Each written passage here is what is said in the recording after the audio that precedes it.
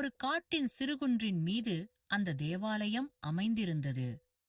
ஒவ்வொரு ஞாயிற்றுக்கிழமையும் அந்த புள்ளிமான் குட்டி மேரி தனது பெற்றோர்களுடன் தொழுவதற்காக அங்கே வரும். அவ்வாறு வருவதற்கு அது மிகுந்த ஆவலாயிருக்கும். அதற்கு காரணம் உண்டு. அந்த ஆலயத்தில் நன்கு பராமரிக்கப்பட்ட நந்தவனம் ஒன்றிருந்தது. அந்த நந்தவனத்தில் விதவிதமாய் பூக்கள் பற்பல வண்ணங்களில் பூத்து குலுங்கும் மேரியைப் போன்றே மற்ற மிருகங்களின் குட்டிகளும் அங்கே வரும் பெரியவர்கள் பிரார்த்தனையில் இருக்க குட்டிகள் சேர்ந்து கொண்டு நந்தவனத்தில் ஆட்டம் போடும் ஞாயிற்றுக்கிழமைகளில் மட்டும் அந்த தேவாலயத்தை சுற்றி முளைக்கும் சிறுகடைகள் உண்டு.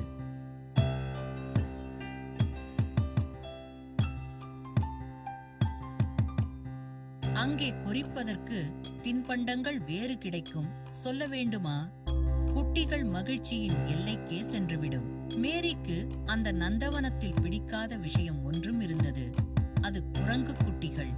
அவைகள் பார்ப்பதற்கு வரிக்குதிரை குட்டிகள் போன்றோ சிவிங்கி குட்டிகள் போன்றோ முயல்களைப் போன்றோ அழகாக இராது அருவருப்பாக இருக்கும்.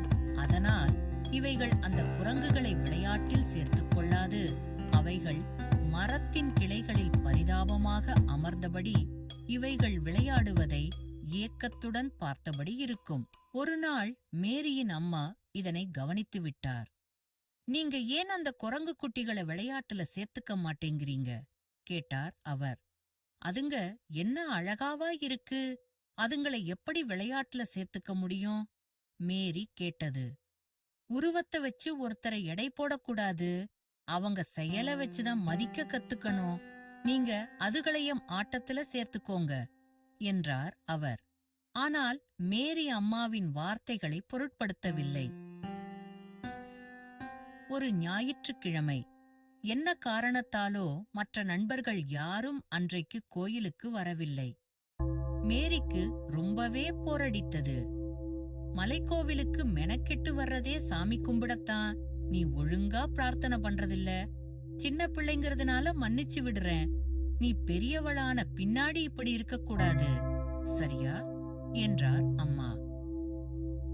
அவர் மேரியை விடாப்பிடியாக பிரசங்கம் கேட்க அழைத்துச் சென்று விட்டார். அங்கே ஒரு கரடியார் சொற்பொழிவு ஆற்றிக் கொண்டிருந்தார். தேர் இருக்கிறது, அதை நாம் வடம் பிடித்து இழுக்கிறோம். வடத்தை இழுப்பதை விட்டுவிட்டால் தேர் நின்று விடாது. தேரை நிறுத்த அச்சாணி தேவைப்படுகிறது. தேர் எத்தனை பிரம்மாண்டம்! அச்சாணியின் உருவத்தை தேரின் உருவத்தோடு ஒப்பிட முடியுமா? ஆனால் அச்சாணி எத்தனை பெரிய வேலையை செய்கிறது! அதுபோன்றுதான் உயிரினங்களும்.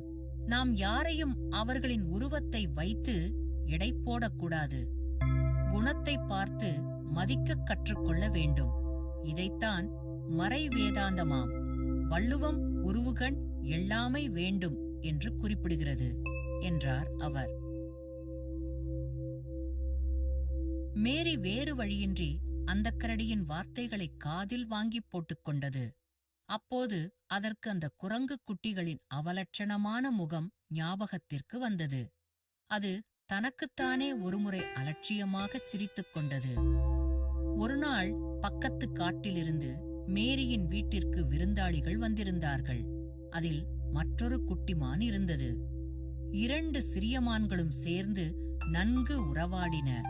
ஒருவருக்கொருவர் தங்களின் வீரதீர பிரதாபங்களைச் சொல்லி மகிழ்ந்தன. அப்போது மேரி தேவலாயத்தின் அழகிய நந்தவனத்தைப் பற்றி சொன்னது. எனக்கு அந்த நந்தவனத்தை பார்க்கணும்னு ஆசையாயிருக்கு, விருந்தாளி மான் சொன்னது. ஞாயிற்றுக்கிழமை மட்டும்தான் நாங்க அங்க போவோம் சொன்னது மேரி. நாளைக்கு சாயங்காலம் நாங்க ஊருக்கு போயிருவோமே. ஞாயிற்றுக்கிழமைக்கு இன்னும் நிறைய நாள் கிடக்கே, நான் எப்படி பாக்கறது? கேட்டது விருந்தாளி மான். நீ ஒன்னும் கவலைப்படாத, நாளைக்கு நான் உன்னை அங்க கூட்டிட்டு போறேன். யாருக்கும் தெரியாம நாம அங்க போயிட்டு வந்துருவோம் சொன்னது மேரி. பெரியவர்களிடம் சொல்லாமல் கொள்ளாமல் இரண்டும் கிளம்பிவிட்டன. சூரியன் கிழக்கே எழுந்து கொண்டிருந்தது. மலைப்பாதையின் இருபுறமும் இருந்த மரங்களில் இருந்து பூக்கள் உதிர்ந்து கிடந்தன.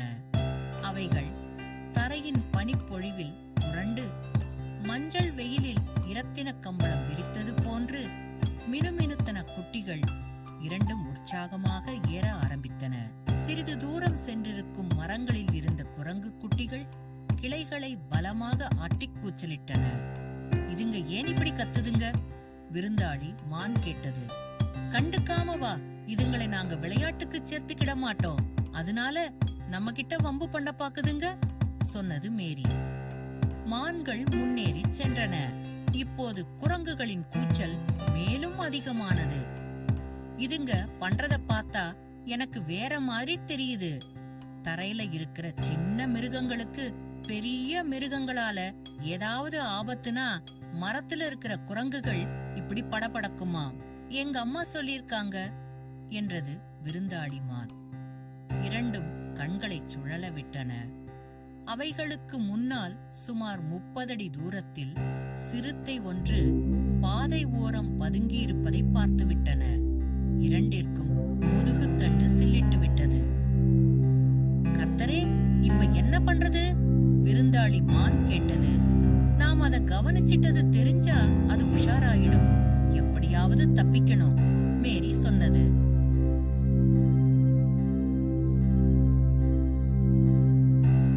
முன்னே செல்வது போன்று பாசாங்கு காட்டிவிட்டு சரேலென இரண்டும் பின்னோக்கி பாய்ந்தன. சிறுத்தை சுதாரிப்பதற்குள்ளாக கிடைத்த சிறிய அவகாசத்தில் எவ்வளவு முடியுமோ அவ்வளவு தூரம் ஓடி வந்து விட்டன. சிறுத்தை விரட்டி பார்த்தது, முடியவில்லை. குட்டிகள் தப்பிவிட்டன. மூச்சிறைக்க ஓடி வந்த குட்டிகள் பெரியவர்களிடம் நடந்ததை கூறின. சொல்லாமல் கொள்ளாமல் போனதற்காக பெரியவர்கள் குட்டிகளை கடிந்து கொண்டார்கள். அவர்கள் ஆசுவாசப்படுத்திய பின்புதான் குட்டிகள் இயல்பிற்கு வந்தன. இரவு பொழுது காலையில் நடந்த சம்பவத்தை நினைத்து மேரி படுக்கையில் தூக்கம் வராமல் புரண்டு கொண்டிருந்தது. அம்மா மான் அருகே வந்தமர்ந்து அதன் முதுகை மெல்ல வருடியது. அடுத்த வாரம் நான் கோவிலுக்கு போகும்போது அந்த குரங்குகள்லாம் என் கூட பேசுமாமா? ஏன்? இது அம்மா. அதுகளோட உருவத்தை வச்சு அதுகளை மட்டமா நினைச்சேன். அதுக கிட்ட மோசமா நடந்துகிட்டேன். அது எதையும் மனசுல வச்சுக்காம அதுக்கு பெருந்தன்மையா எங்களை காப்பாத்திருச்சுங்க. எனக்கு வெட்கமா இருக்குமா, என்றது மேரி.